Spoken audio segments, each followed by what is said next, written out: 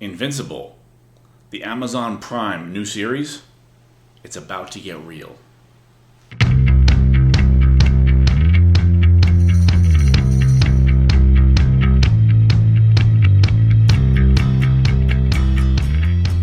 Invincible was a comic book in 2003 by Robert Kirkman and Ryan Ottley, and it went for like 144 issues. It's one of the most celebrated runs in modern era comic books.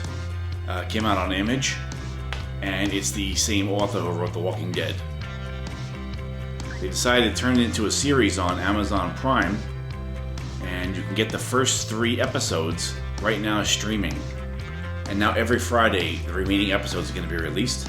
And right now they're saying it's going to 8. I don't know if 8 is the first season, or if that is the whole entire run. It's got a bit of Avatar, The Last Airbender. It's got a little bit of Justice League Unlimited. And it's a little bit of The Boys. So it's a nice mix. It is animated, it's animation. So it's not live action. But they are actually also making a live action Invincible coming up within the next couple of years. I'm not quite sure. But the casting in this is phenomenal. They got Mark Hamill in this. They got J.K. Simmons is doing voice. Zazie Beetz is in this. Sandra Oh. Steven Yeun.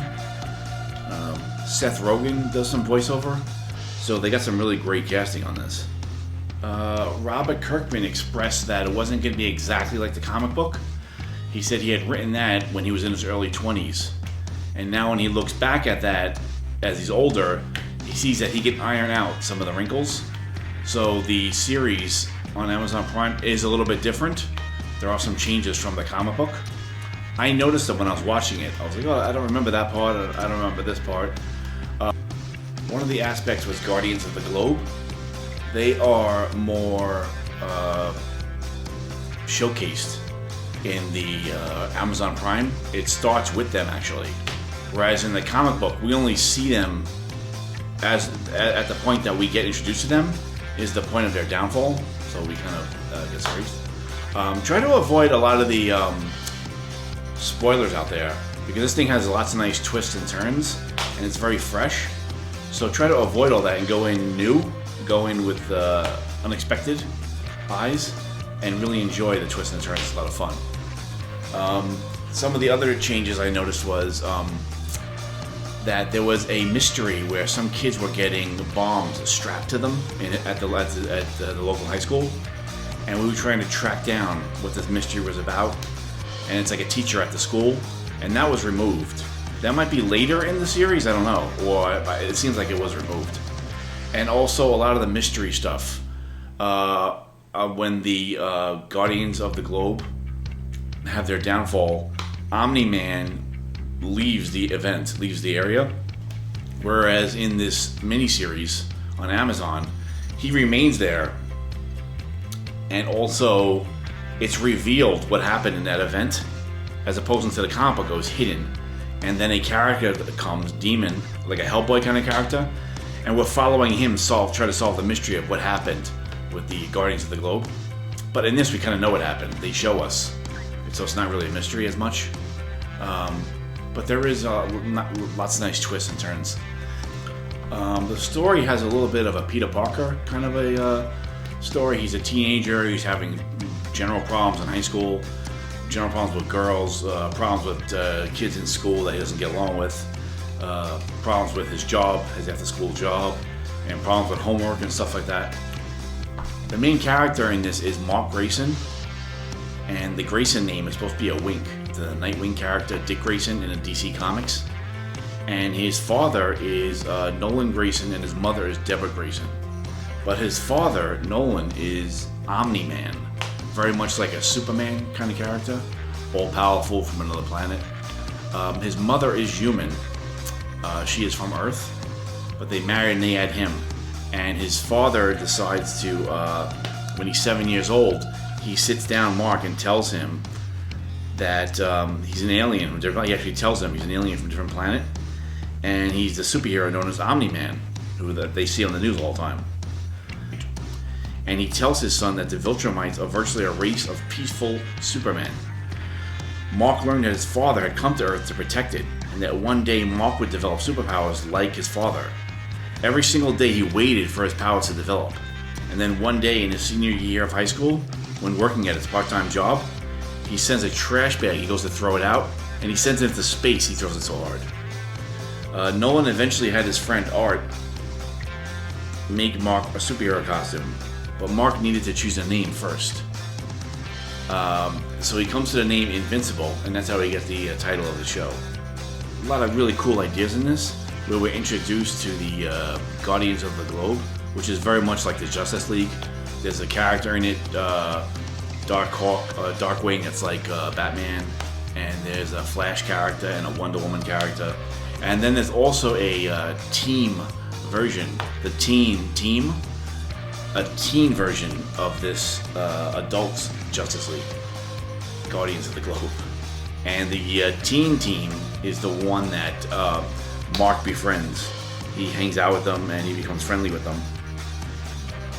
And they go into battle as he tries to work over his superpowers, his newly found superpowers. He works them over with the team. He hangs out with them and he goes into little adventures and stuff.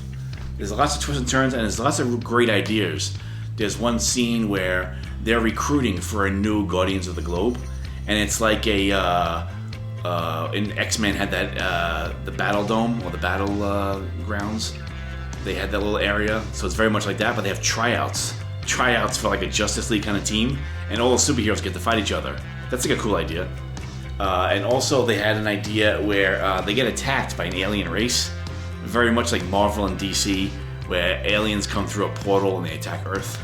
But these aliens, they come with the purpose of attacking with superior technology, but they get defeated by the team.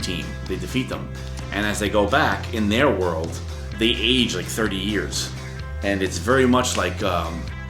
And when they come back the second time, now 30 years have passed, and they've upgraded their technology. So the first time they came, their technology was, somewhat impressive, but they were beaten by the team. And it's much like War of the Worlds, where the atmosphere makes them age very quickly, and when they realize this, they retreat. But when they come back the second time, it's been 30 years for them, but it's only been 3 days on Earth for the team. And now they have new technology, and they figured out how to beat the atmosphere. And so every time they meet this group, as a couple days goes by, they've advanced their technology like 30 years. So each time they battle them, it's a cool idea actually. It's kind of a clever idea of a trope. And then there's also a twist with Mark's father, Omni-Man, which is a major twist coming at the end of the 3rd episode. And you probably don't want to read about it, you probably want to get it as a surprise. So what did I think of Invincible? I thought it was fantastic. It was really well done, and it was very, very comic booky. The animation was very simple, but a lot of fun. So you can really enjoy it. And the pacing in this, there's something happening every 5 to 10 minutes. There's like a major twist. So the pacing is excellent in this. I had read the comic books a while ago, and I realized it was something like not the same. And I cheated. I jumped back on to Comixology, looked at the book again, and saw what the differences were, because I remember some of the plots had been removed. Robert Kirkman thought that he could update it a little bit for the TV series and iron out some of the wrinkles. I thought it was done really well. It's not as great as the DCAU. Some of those are just fantastic. Those are the best animation superhero movies. But it is pretty great, Invincible. It's up there with them. It's like right on their toes. So I would definitely recommend this. It's excellent entertainment. And the pacing is very fast. And the character of Mark, Invincible, is really, really interesting. So it really focuses on him, and everybody else is much more like a trope. Like there's a Wonder Woman type of character, a Superman type of character, the Aquaman type of character is very funny. Demon is like a Hellboy kind of character. Everyone else is like a satire on a trope, as we focus on Mark, Invincible, and his character. A little bit of Peter Parker, like the high school kid, but a little bit like Superboy, kind of coming into his own and coming into his powers and everything. So I would really recommend this. It had lots of nice twists and turns. It was very interesting, and if you have Amazon Prime, this is definitely worth watching. So thanks guys so much for watching. Let me know what you want me to review in the future if you want me to review other stuff. And check out my other videos. I will talk to you guys soon.